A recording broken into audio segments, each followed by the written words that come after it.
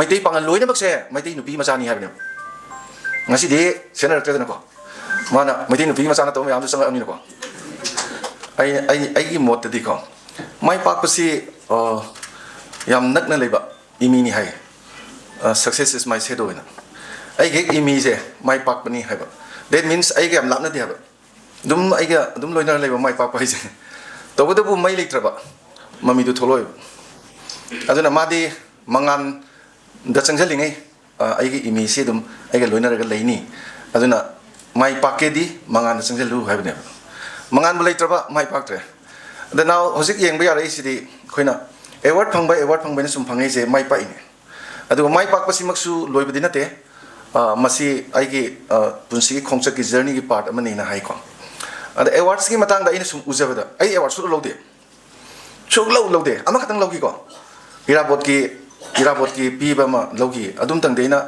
irabot si gi piba mana si lodredi irabot toina nuai to malani nei adum tang di lupa lising kun ga logi outstanding personality of the social scientist in northeast ina aduna ta bade am ta lode ai gi la iyo me am first ta gi ko thro bade so tholo moi da ai so lode ronde ai khange ba ai isa da khange ba lila me am sing du da ai na first ta na tholai do ai ngon den phajori la yawe ba no za da na bi ne nung si bision wa ne ba adu yaning de adu number 1 aina haining is mana pi bidane khadak stu to bi no mana pi bida he khadak to ri ne afa mi tholoi ba hoji pinai bi mana yam je jeng ne khangna cha na ba khat nuai ai fa ba khat masak nai ba mi ba bi sen ngao phai to ba ai di ma sin so ya se de ai di chu lo ji lo ro adu na kana gum na ai gi mana pi bi je hang nei ba pi ngai pi ro lo de na phrak ta ne ne ko adu mana pi ga da ba di kanam ta na te ai ne ba ai phai phate matik chai sa de je kanam khangoi ai tong khange ba mayam no za da mi je phai yam hai ba ai phato yam lei ba noi na khang da ba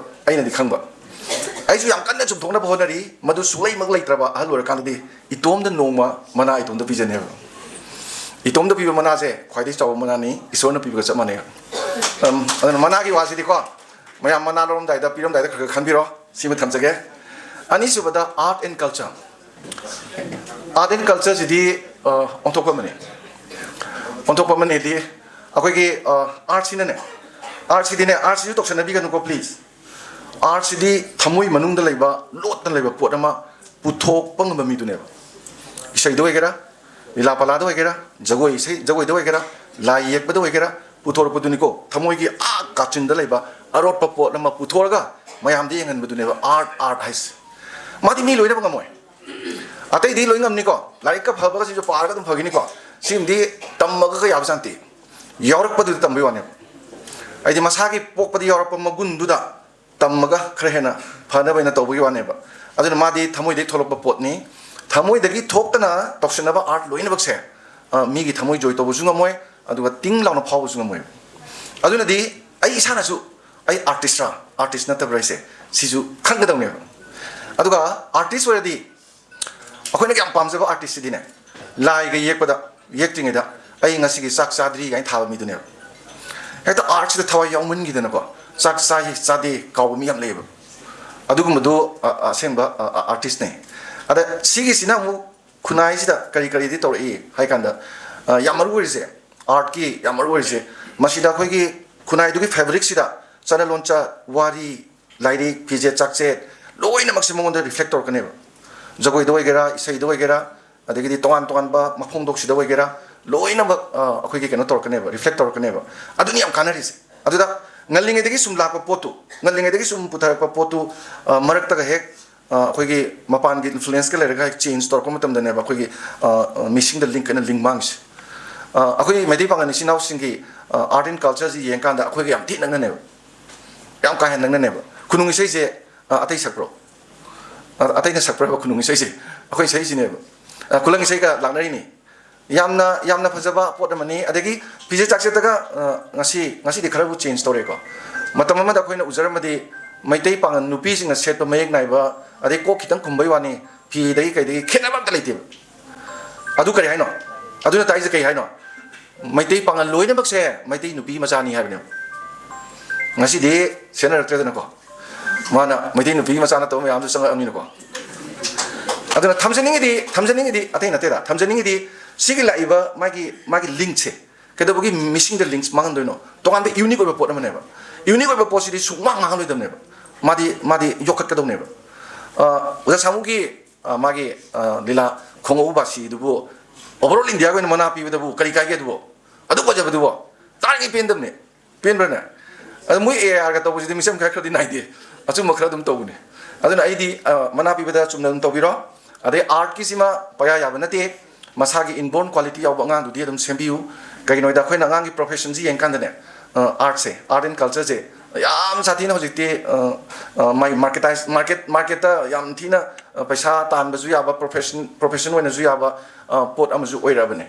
I don't know when I see like Tamizi, Ayamba, Alam and Antony Lenshin Birisico, Akogi City, Yam Satina outdated, Oigrava like Matamni, Malem Guena, quite a power of Pitivil Mayamze, Singapore, China, Japan, like Tamadani, South Korea, Canada, the Czech Republic, Muena Taurisi, attend the Taudrezi. Angang Singa Tambiri Celebase. Number 1, the financial education. Paisa kamai tani, earning, saving, investment. Adik di market education. Kaitienze. Kaitienze dapat tambis. Kaya da paisa se kaitien loi leiden ko. Ako na office dagi tolok ko phangis di tax labu de pilek puni dana. The market si yang pasana nene. Adu ka kwaidi maroi ba self awareness education. Ay isa je. Masi aware ba. Ay isa aware madi problem na tre. Adik di husikan di digital magi education na siju yang tina maroi ba pot. Boy, she come with that. Emotional education kind of sounding book, calling by me on the teen and gamba, and then make pulling no white and never got oversee. Sit up and tell me, she kunai that Nushi Chanana, let me never the Jamaruba. Loina Masiki Matata. Masaki, Sigi, Pandam Zizu, ardent cultures in a peace and harmony for never never. For a comes to ever. Tobabu, Madi, Kunaizi, Masingam and labor, Kui Kunai the dinner. Any functions, any ardent culture posse. Masi Puna Samina common socialization process when Basidi Hosuzi like films in a situation in a demand of a potne. I don't know Nequena, Meitei Pan get neat from the Hola Yorda. Chong Yorga with the Nago. Hoitable uncovered to Obayone. I think the Wiki Gang, I think a quatum yard. Swina, Swina, young minibus. Common socialization process in a Sembako. I do not regadi Hosiliva and Metism Lady Pochimang Bungamwe.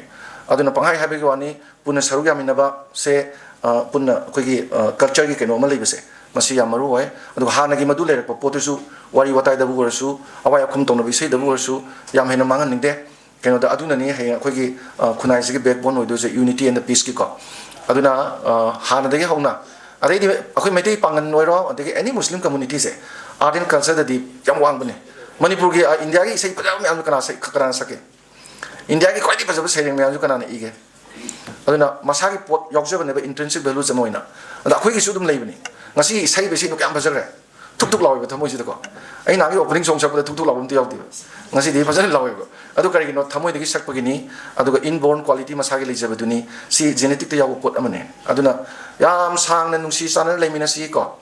Hanaki Meitei Pangan Padre 2013 Tobal Lando. Atip Sovereign to Singamdradi, Aquena, Nintogi Mayota, Karida, British Mayota, Chatagiba movement to give component Mayamdu, Tom the Bushako. Atip Sovereign, Kemachokida, Chokida, Tobalini Pulaga, Sanamo Kongzani, Robert Redki, my like the Amazon evening. And I am a historian in a Panbide. Adegidi, saying Bang Bomatamda, Kazibar in a quick common Gidale to the Kazis in a Kazaki Piramba contribution. At the Yungi lighting the Harper contribution, P. Sabaki contribution, Mapan Knives and a Tibuko. Adong ngasi anu pelakba Meitei Pangan Mayam mabukti wakam patre. Hanagi hanga tina managi terzan. Ayo miyeng ini ko. Ayo saya itu drama musura ni nak kuih reba cuma urip pasi. Adona tilliban nahasing se maruai na. Lai ba Meitei Pangan nahasing se. Ahan jeng pay. Ahan jeng dibari tu pay. Nahasing se dia magi attitude, beliefs, emotion towards the society. Kera naksul nak ko. Socializing process ida kera pasana sang pay. Maram di Meitei Pangan ani ki symbiotic relationship se masih mangan ningde. Panghai Habagi, Panayam the Torusune, Meitei Nupigi Machani Noise. Panayam the Torus, Panayam the Torus. I don't know any culture that Kaida, Aquiga, associated with Mami Hectaba Posing, Sum Lotortaba, among the Dumpuko. Yam Jim Siva Chingi, Tablet, Jim Siva say, Yamia. Meitega, a day Chingi, Sinau, Machimano, Kainabagi, Cornabagi, Sanaminabagi, same labor, Hosi Amadali Trail. Toina do Sakaya and Sound and some Mangiva. Labiam Tiningo. Munamdi, Aiba the Gi, Jinda, Jintang Lapa, record, Jintang Lapa, posting there. Quite a tongue of Potamane. Masi Pena or Kongzumbo Work and I don't get. but hingidana ko aduna sida art and culture da khoi Meitei pangan gi wena su tonga na ka thawai am yogi ga to buse yam hena phai aduna chauba asang ji ti thabak su song tong to Meitei pangan dem yore ade angang sing su hana ma na tre lai su ji ang kan to ba hore ko ngoksin na ba khan ngok su adun Manipur gi future ji nambo po dana pu da Meitei ningon ni masa jing ju dai to yam saw lai ha ba ji thamjaraga apuna pu khoram jai